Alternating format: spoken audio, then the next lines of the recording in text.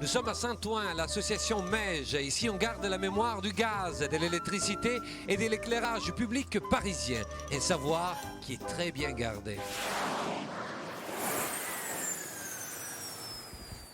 Monsieur Dussault, bonjour. Bonjour. Qui êtes-vous et où nous sommes exactement?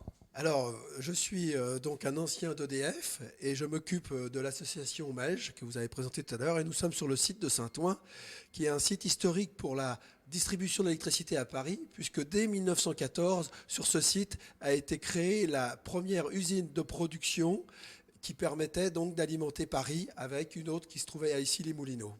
Et donc, aujourd'hui, c'est devenu le premier site de mémoire du gaz, de l'électricité et de l'éclairage public. Tout à fait. Maintenant, ce site a été démantelé et nous l'avons utilisé pour, disons, récupérer et mettre en valeur les matériels et les techniques qui ont été utilisés pour distribuer l'électricité, le gaz et l'éclairage public à Paris. Je vois qu'il y a un autre monsieur ici, c'est un ami de monsieur Dussault. Vous êtes qui, monsieur? Monsieur Testu, ouais. Qu'est-ce que vous faites, monsieur Testu, ici? Je représente sur le gaz, donc je m'occupe de la partie gaz et de tout ce qui est patrimoine. Là, je vois des pièces assez incroyables. Le réseau gaz, avant, c'était du tuyau en bois. En bois, et puis progressivement, on a changé en conduite en tôle bitumée, donc en acier un petit peu.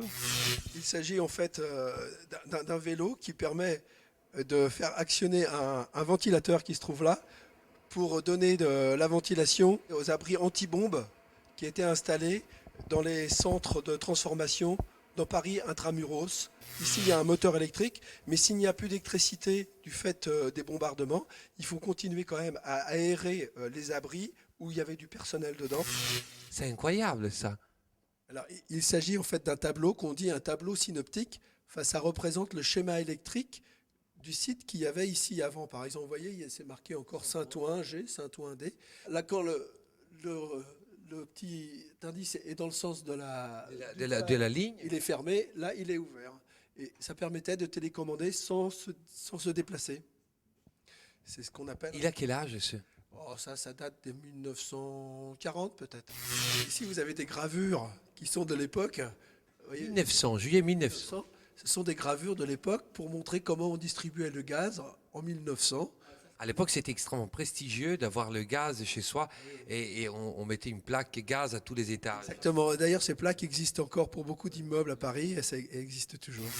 Un transformateur comme celui-ci, il peut alimenter combien de foyers parisiens?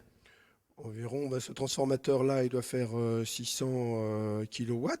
600 kW, vous alimentez à peu près 300 foyers.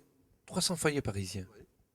Combien d'électricité consomment les Parisiens intramuros? Alors environ, il faut compter 14 millions de kilowattheures par an. C'est beaucoup ou pas? C'est, disons, une ville quand même relativement importante. Il y a 3 millions d'habitants, donc c'est pas énorme par rapport à des villes comme New York ou Londres qui sont très, très étendues. Mais il y a une très grosse densité quand même de consommation dans Paris qui fait 4 km ou 5 km de diamètre, quoi. Je veux dire, c'est très concentré. 14 millions de kilowattheures par an. Par an, voilà.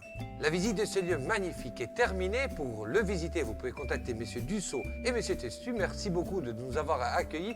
Et surtout, attention à l'électricité, mettez des gants lorsque vous trifouillez les choses électriques.